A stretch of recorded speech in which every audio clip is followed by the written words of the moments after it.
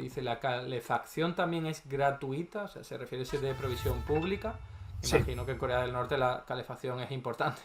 sí, la calefacción es muy importante. Entonces hay dos sistemas. Normalmente las ciudades son sistemas canalizados a través de agua caliente que circula por grandes tuberías y llegan a los edificios. Luego está la parte eléctrica, la calefacción por resistencia, y la más tradicional y sobre todo la que se usa más en pueblecitos o en granjas pequeñas, que es se usan los briquettes de me sale en inglés de coal briquettes. De Espérate. carbón, ¿no? Carbón, carbón, del cual Corea produce muchísimo. Entonces, que también esto en Corea del Sur es muy típico, se puede ver también en los pueblos y tal, son como briquettes de carbón, como unos ladrillos de carbón que tienen alta capacidad calorífica y son usados para la calefacción tradicional, ¿no? Que en las casas coreanas normalmente es en el suelo. Hay un sistema de serpentino en el suelo, ¿vale? Que es, es ancestral en Corea, en el cual se prende fuego en la base de la casa y circula la calefacción por todas las habitaciones en suelo, porque hemos de recordar también que al igual que la gente estará más familiarizada con Japón, la gente pues hace vida en el suelo, ¿no? Se sienta en el suelo, duerme en el suelo. Normalmente solo es en las ciudades así que está más occidentalizado el tema de usar la cama o la mesa al estilo occidental, pero tradicionalmente se hace vida en el suelo. ¿Y hay diferencias entre pueblos y ciudades, así como ocurre en China de una forma muy bestia?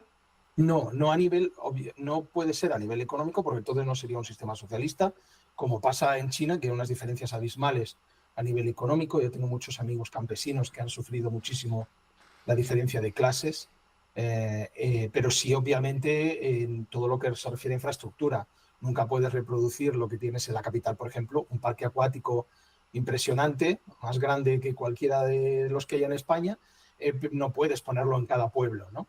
No es factible. Entonces, a nivel sí de estructuras más grandes, monumentales, y a nivel de conexiones, pues obviamente las grandes ciudades están mejor provistas de facilidades, ¿no? Pero a nivel de salarios, por ejemplo, en los pueblos se gana más que en la ciudad. El salario es superior. Por trabajar en el campo, por Sí. ejemplo. Porque son trabajos más duros en los que estás también expuesto pues al frío, al calor. Entonces, los trabajos más duros como en la minería, en el mar o los campesinos tienen dentro de la horquilla salarial que obviamente no puede ser grande, porque si no estaríamos hablando de clases, ¿no? De gente más clase media, clase Ujú. alta, pero dentro de esa horquilla, que básicamente, para que entendamos, pues puede ser de 40.000, la más pequeña, el salario mínimo, a 80.000, ¿no? El doble El sería el doble. salario máximo, los que más cobran son los campesinos, precisamente. Y, Menos los funcionarios. Todo lo contrario a y Occidente. entonces me sale preguntarte cómo se establece eso, porque claro, en la economía más o menos capitalista, pues primero está el mercado, luego el Estado trata de regular, trata de poner topes y tal, pero ahí cómo sería, o sea, si son decisiones políticas, entiendo, ¿no? Consensuadas más o menos, ¿qué criterio se utiliza? ¿Lo que has dicho de los que son más duros van a cobrar más? Sí, pues eso, para eso tenemos una Asamblea Popular Suprema, un Parlamento, que es el que pasa todas las leyes, el que tiene que aprobar las decisiones por mayoría. Son 687 diputados, uno por cada distrito del país, que son votados pues cada 5 años, hay votaciones, y cualquier persona mayor de edad puede presentarse a esas elecciones.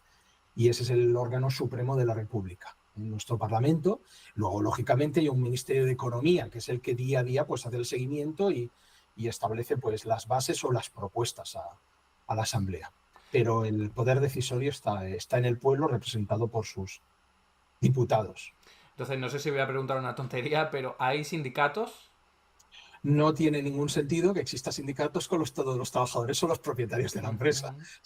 Sería absurdo luchar Pero contra ti mismo. O al menos sea, representantes, no sé, alguien que pueda, porque todo el mundo no va a tener voz, ¿no? A la hora de decidir cosas, ¿no? Entiendo. como te he comentado, cada empresa tiene una asamblea de trabajadores.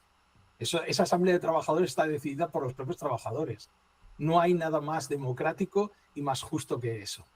Que el que te representa, los jefes, por decirlo así, de la empresa, son los compañeros que más apoyo tienen entre todos los trabajadores. Por lo tanto, no tiene sentido. Si existe un sindicato, pero es formal meramente para mantener relaciones con sindicatos de otras naciones. Pero en un país socialista no tiene sentido el sindicato porque no hay una explotación del obrero, porque el obrero es el que tiene la decisión, porque estamos hablando de dictadura del proletariado. ¿Qué significa dictadura del proletariado? Es que el trabajador es el que decide. No es que haya un dictador, sino que el trabajador, con su voto, con su decisión mayoritaria, es el que se decide. Claro, si tú estás en minoría, pues chico, es lo que hay. Es que la única forma de tirar para adelante es aceptar mayorías. Si no, ¿cómo avanza una nación, ¿no? O cualquier conjunto, incluso una comunidad, va a tener que tener personas con responsabilidades y que van a tener, pues, que van a ser elegidas a lo mejor por una mayoría. A ti no te gusta esa persona, pero estás en minoría y tienes que aceptar lo que han opinado tus compañeros. Así que sí, se podría decir que es injusta a veces la democracia, porque la minoría tiene que aceptar lo que dice la mayoría, pero es el sistema más justo que conocemos hasta el momento.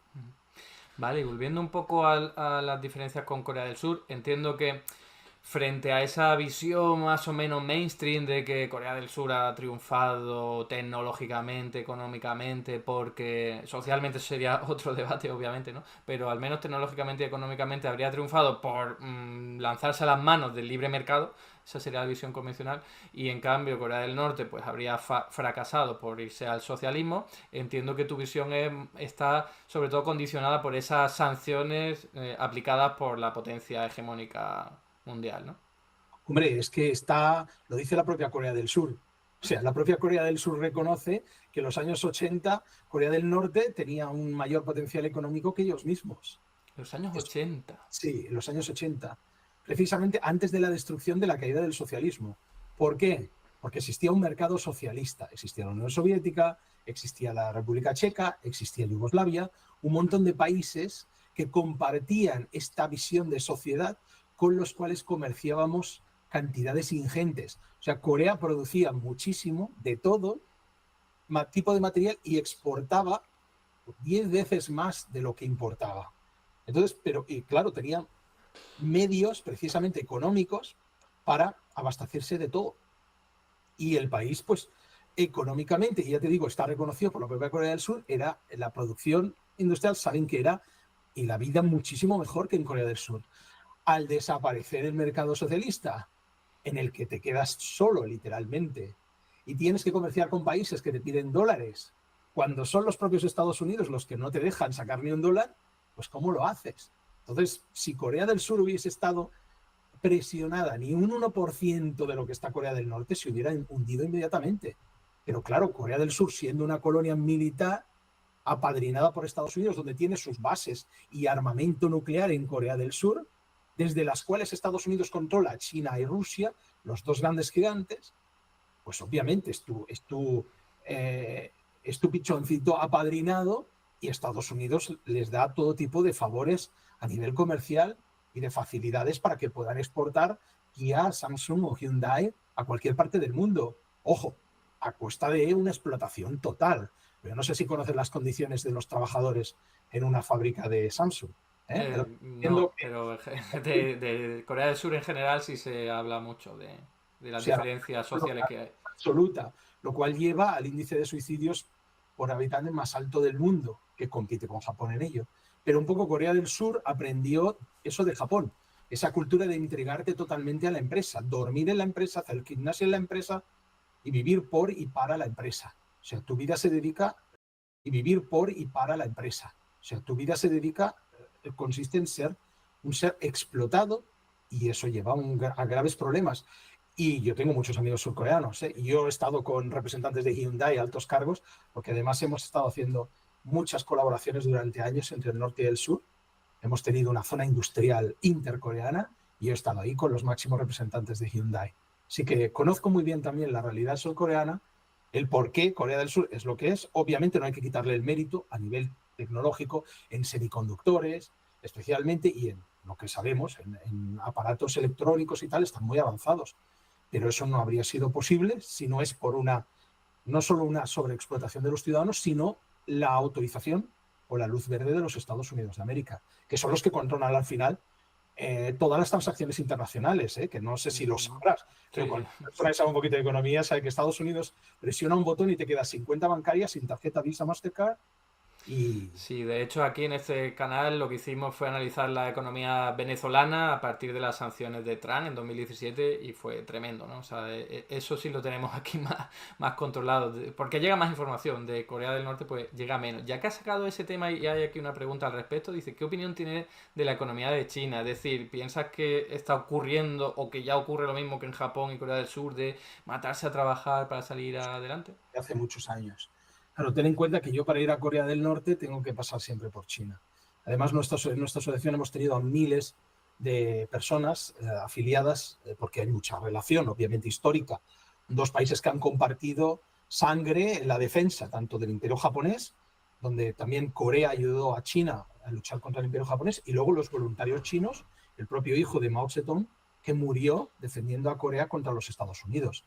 O sea, hay vínculos históricos muy importantes, hay una comunidad coreana también con pasaporte norcoreano viviendo en China muy importante, hay mucha conexión entre ambos países.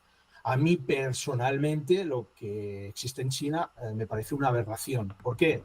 Pues porque como persona socialista que aboga precisamente porque todo sea público y de calidad, pues en China cada vez queda menos, ni público ni de calidad. O sea, solo las personas con alta capacidad económica pueden tener una buena vida.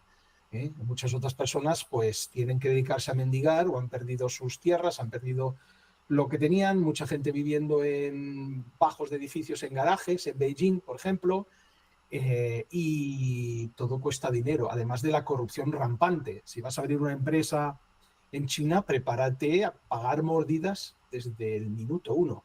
O sea, la corrupción es absoluta. No estamos hablando de que tengas que pagar a un alto funcionario, es que tienes que pagar antes de poner el pie en el país. En Corea